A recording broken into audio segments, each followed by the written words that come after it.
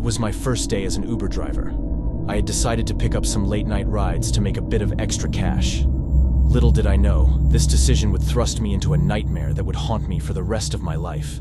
The rain tapped rhythmically on the roof of my car as I navigated the dimly lit streets of the city. It was close to midnight when I received a ride request from a user named John Doe. The pickup location was in an area I wasn't familiar with, an abandoned industrial zone that gave me an uneasy feeling. Against my better judgment, I accepted the ride. The app indicated that John Doe was only a few blocks away. I pulled up to the designated spot, my headlights illuminating the desolate streets. A tall figure emerged from the shadows, wearing a hooded jacket that concealed most of his face. The man approached my car, his gait slow and deliberate.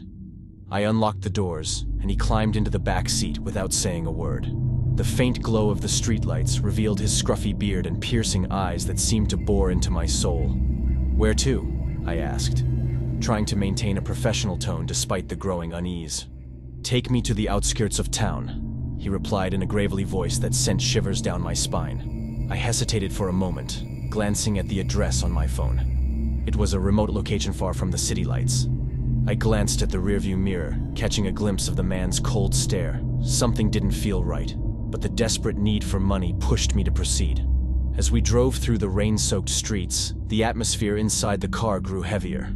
The man remained silent, his gaze fixed on the passing cityscape. I could sense an unspoken tension, like a storm brewing on the horizon. The further we ventured into the outskirts, the more desolate the surroundings became. The city lights faded, and the road ahead seemed swallowed by darkness. The only sound was the patter of rain on the car roof and the occasional distant rumble of thunder.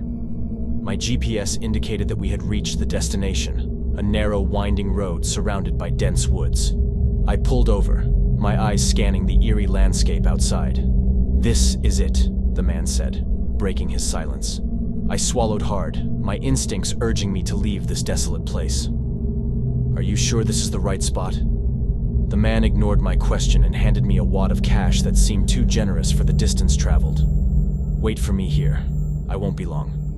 He exited the car, disappearing into the shadows of the surrounding trees. Anxiety gnawed at me as I watched the minutes tick by on the clock. The rain intensified, creating an ominous backdrop to the isolated scene.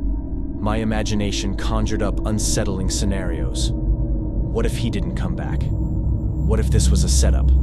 I contemplated leaving, but the fear of losing the fare and potential good reviews kept me rooted in place. After what felt like an eternity, the man returned, holding a weathered suitcase. He got back into the car, his expression unreadable. I couldn't shake the feeling that something was horribly wrong. "Take me back to the city," he ordered, his tone colder than before. As we retraced our path through the darkened woods, I couldn't shake the sense of impending danger. The man's suitcase emitted a strange, faint humming sound that added to the surreal atmosphere. I focused on the road, my knuckles turning white as I clutched the steering wheel. Suddenly, the man spoke, his words sending a chill down my spine. "You shouldn't have come here, Alex. You're not the first, and you won't be the last." Dread consumed me as the realization hit. He knew my name. Panic set in, and I considered slamming on the brakes and fleeing, but reason prevailed. I needed to get back to the safety of the city. As we approached the outskirts, the man's demeanor shifted. He grew restless, glancing out the window as if expecting someone or something to emerge from the shadows. I sped through the rain-soaked streets, desperate to escape the nightmare that unfolded in the back seat. As the city lights came into view, I felt a surge of relief. I was moments away from escaping this harrowing ordeal. But just when I thought the worst was over, the man in the back seat unleashed a blood-curdling scream that shattered the silence. My heart raced as I glanced at the rearview mirror. His eyes glowed with an unnatural intensity, and his face contorted into a grotesque mask of agony. The suitcase beside him seemed to pulse with an otherworldly energy. "Stop the car!" he shouted, his voice reverberating with a guttural resonance. Terrified, I pulled over, fearing the consequences of defying him. The man flung the door open and stumbled out into the rain-soaked streets. He convulsed as if in the grip of unseen forces, and an otherworldly howl pierced the night. I sat frozen in my seat, unable to comprehend the horror unfolding before me. The man's body contorted in ways no human should. his screams blending with the cacophony of the storm. The suitcase burst open, revealing an ethereal glow that illuminated the surrounding darkness. Suddenly, tendrils of darkness erupted from the suitcase, snaking through the air like malevolent serpents. They wrapped around the man, pulling him into an abyss that seemed to materialize out of thin air. In an instant, he was gone, leaving only the haunting echo of his final scream. I stared in shock, my mind struggling to process the surreal events. The suitcase, now closed, sat innocuously on the wet pavement. The rain continued to fall, washing away the traces of the unimaginable horror that had unfolded. Overwhelmed by fear and disbelief, I sped away from the scene, my hands trembling on the wheel.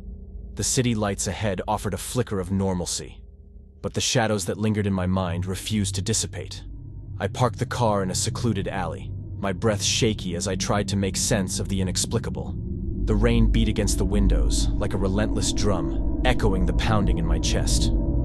I reached for my phone, fingers fumbling as I dialed the number for the police. When the authorities arrived, I recounted the surreal events that had transpired.